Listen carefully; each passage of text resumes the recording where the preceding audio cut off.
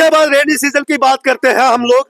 जब rainy season आपका 15 जून से स्टार्ट हो रहा है, एडवाइजरी आ चुकी है आपके पास, और आपको पता है कि इस बार भारी फ्लड आने वाला है, सबको पता है, आपको भी पता होगा।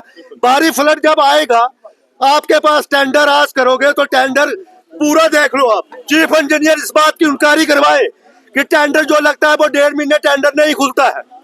2 करोड़ का टेंडर खोलने के लिए अगर 15 टेंडर इसमें पड़ गए, उसकी वेरिफिकेशन करने के लिए, टेक्निकल उसकी क्वालिफिकेशन चेक करने के लिए इनको महीने लग जाते हैं। अगर वो 15 दिन ही लगे, 15 दिन के बाद ठेकेदार को अपनी सीडीआर जो है, जो करवाना, बीजी करवानी, बैंक गारंटी करवानी, उसके लिए 7 दिन का टाइम दिया जाता है। इसका मतलब है मई महीना निकल गया, उसके बाद आ गया अप्रैल, मई, जून 15 से आपका रेनी सीजन स्टार्ट हो रहा है।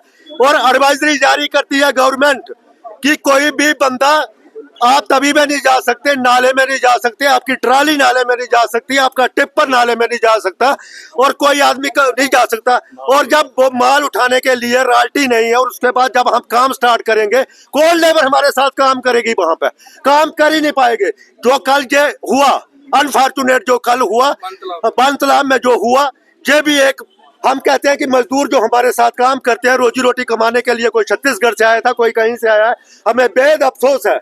जो वो लोग मरे हैं वो हमारे साथी थे, हमारे पास थोड़ा पार्ट थे, क्योंकि वो काम करते हैं तो हम लोग भी चलते हैं। उनके बिना काम नहीं होता है। मैं ऊपर वाले से दुआ करूंगा कि चलो एक आदमी बच गया। अगर हो सकता है कि वहां पे जो इन्होंने काम लगाया है, 1960 में कोहली साहब ने बताया कि आपको एक छोटी सी पुली बनाई गई, और उसकी बिंग बाल जो थी वो पिछले फ्लड में पूरा बह गया नीचे से। उसको आज तक 1 साल में ये स्कोरिंग नहीं कर पाए। क्या वहां से हमारे एमएलए नहीं आते थे? क्या हमारे मिनिस्टर नहीं आते थे वहां से? जब आपका बरसात का महीना आया, आप लोगों ने नीचे से खुदाई की और स्कोरिंग की है, और ऊपर टॉप पे वो दीवार है, अब गाड़ियां ऊपर चल रही है, धड़ाधड़ चल रही है। जब 40 टन का ट्राला ऊपर चल रहा है, ऊपर से फोर्स उसको पड़ रही है, दबाव इतना पड़ रहा है, नीचे वो खुदाई करके काम शुरू किया बेचारे ने। अगर वो स्कोरिंग कर बचाने के लिए कर रहा था वो बंदा, किसी वजह से वो पूरा गिर गया। आप सरकार आके कॉन्ट्रैक्टर पे थोप रही है कि कॉन्ट्रैक्टर के ऊपर पर्चा दे दो और एक्शन को सस्पेंड कर दो, एडब्ल्यू को वो कर दो। उससे होना क्या है? जो मरना था वो मर गया। आके मैं ये कहता हूँ कि चीफ मिनिस्टर साहब को और हमारे डिप्टी चीफ मिनिस्टर साहब को अनाउंस करना था कल जाके आके वहां पे, इसलिए अनाउंस करना था कि जो मजदूर का पैसा है हमारा असेस करता है, 1% असेस करता है। अगर वो हमारा 1% असेस करता था कल उनकी 4 बंदों के लिए, ये क्यों अनाउंस नहीं हुआ? 4 लाख या 10 लाख रुपए क्यों अनाउंस नहीं हुआ? ठेकेदार को तो बोचा जा रहा है, क्या इनके खजाने में आग लग गई है? जो हम कॉन्ट्रैक्टरों का पैसा काटा जाता वो कहाँ गया? आज वहां पे ईपीएफ जो है वो कहाँ गया? बताए ना मुझे, सरकार बताए। आके खाली तो अंगुल की फरमान करते हैं आके लोगों को ठंडा करने के लिए। ये भी मैं आज आपको कहना चाहता हूँ, जो कंडीशन लगाई इन्होंने हमारे ऊपर, ये हो नहीं सकती। और जो 25 एमएलए जम्मू के, जो 29 एमएलए हैं, मैं इनको भी बताना चाहता हूँ, भैया घरों से बाहर निकलो।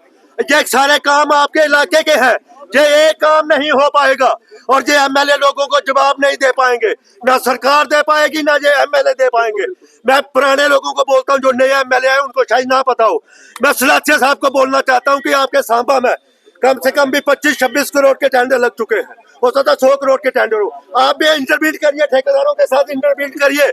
श्यामलाल जी को बोलता, पुराने लोग आपके इलाके में भी हुजूर बहुत काम होने हैं, आप इसमें इंटरवीन करिए, कमिश्नर साहब के साथ इंटरवीन करिए, चीफ इंजीनियर के साथ इंटरवीन करिए। मुझे लगता है ये काम जो है वो अगस्त के बाद होने चाहिए। अगर ये फ्लड आता है तो पता चल जाएगा कितना और नुकसान होगा। तो मैं ये कहना चाहता हूँ कि ये जो काम है ये अगस्त के बाद होने चाहिए, पहले नहीं होने चाहिए। बिल्कुल, चलिए ठीक है।